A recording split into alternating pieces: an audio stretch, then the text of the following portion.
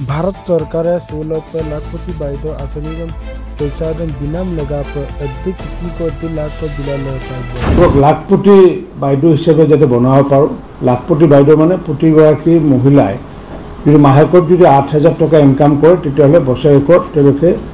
1 लाख टका इनकाम कर पाइब। पुने पाब लागे आरो अरुणोदय पुने पाब नालागे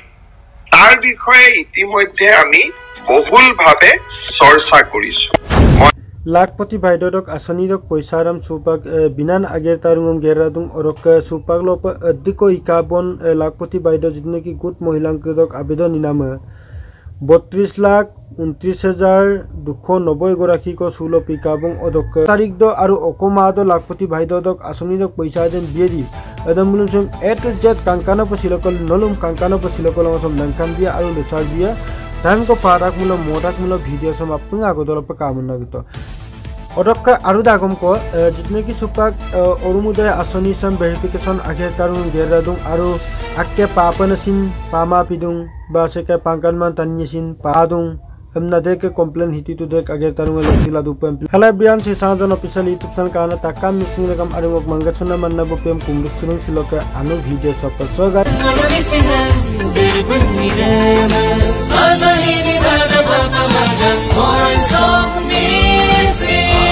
नलुम बुलुम लंकान बिलिदुं आरो नलुम बुलुम किनमलुदुं कांकानो पर सुपार गलुक अरुमुदय आसनी दक जितने की वेरिफिकेशन आगे तारुं गेरादुं औरक लाखपति भाईदोक आसनी दक पैसा दक बिनान आगे तारुं सिन गेरादुं अदम बुलुम कांकानो पर किनमनाम लगा पर सिलक वीडियो सब मदुं कांकानो पर आपुंगा मुडक कामन नगतो का टाइम को पाराक मुलो शेयर को फ्रेंड्स ऑफ अनुप गाडू मुलो like comment share and subscribe करन शेयर को मिटकाम का और वीडियो सब कांकानो पर महिला सकलको आमी आत्मनिर्भर करिबलगिया हले तेलुকক अर्थनैतिकभावे आत्मनिर्भर करिब লাগিব বুলি তেখেতৰ সপোন আছিল আৰু সেই সপোনক মাননীয় অসমৰ মুখ্যমন্ত্ৰী ডক্টৰ হিমন্ত বিশ্ব শৰ্মা ডাঙৰীয়াই সাকাৰ কৰাৰ বাবে অসমৰ মহিলাসকলক আত্মনিৰ্ভৰ কৰাৰ কাৰণে বহুদিন আগৰ পৰা প্ৰচেষ্টা চলাই আহিছিল আৰু যাৰ ফলস্বৰূপে আমাৰ যি মনৰ যি সপোন যে প্ৰতিগৰাকী মহিলা বিশেষকৈ আত্মসহায়ক গোটৰ মহিলা যাতে আমি তেওঁলোকক লাখপতি বাইদেউ হিচাপে যাতে বনাব পাৰোঁ। লাখপতি বাইদেউ মানে প্ৰতিগৰাকী মহিলাই যদি মাহেকত যদি 8,000 টকা ইনকাম কৰে তেতিয়াহ'লে বছৰেকত 1 লাখ টকা ইনকাম কৰিব পাৰিব আৰু তেনেকুৱা এটা ভিজন লৈ মাননীয় মুখ্যমন্ত্ৰী ডাঙৰীয়াই আজি কিছুদিন আগতে আমাৰ যি এটা সপোন মুখ্যমন্ত্ৰী মহিলা উদ্যমিতা অভিযান এই মহিলা উদ্যমিতা অভিযান আমাৰ তেখেতে স্কিম হাতত লৈছিলে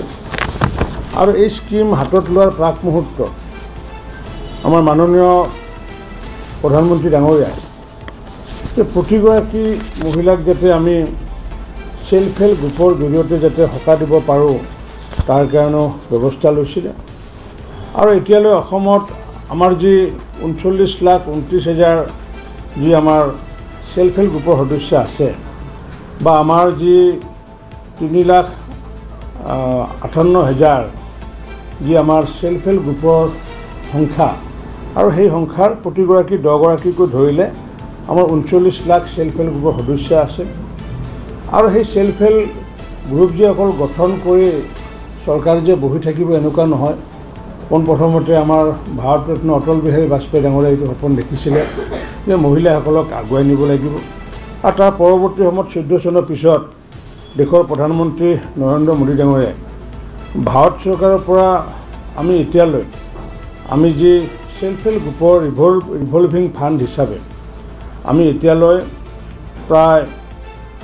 555 কোটি টকা আমি ইতিমধ্যে তেওঁলোকক আমি প্ৰদান কৰিছোঁ মহিলা যিসকল আত্মসহায়ক গোটক ৰিভলভিং ফাণ্ড হিচাপে আৰু ঠিক তেনেকুৱাকৈ আমাৰ কনকলতা মহিলা যি সবলীকৰণ আঁচনি সেইটোৰ জৰিয়তেও আমি যি 443 কোটি টকা ইতিমধ্যে আমি তেওঁলোকক প্ৰদান কৰিবলৈ সক্ষম হৈছোঁ। আগতে কোৱাৰ দৰে অৰুণোদয় পাবৰ বাবে এখন বৈধ ৰেচন কাৰ্ড লাগিব আৰু কৰবাত যদি ৰেচন কাৰ্ড এতিয়ালৈকে আপোনাৰ হাতত আহি পোৱা নাই, আপুনি অৰুণোদয় আঁচনিৰ চূড়ান্ত সিলেকশ্যন হোৱাৰ আগলৈকেও যদি ৰেচন কাৰ্ড সংগ্ৰহ কৰিব পাৰে, তাকো আমি মানি লওঁ। ইয়াৰ উপৰিও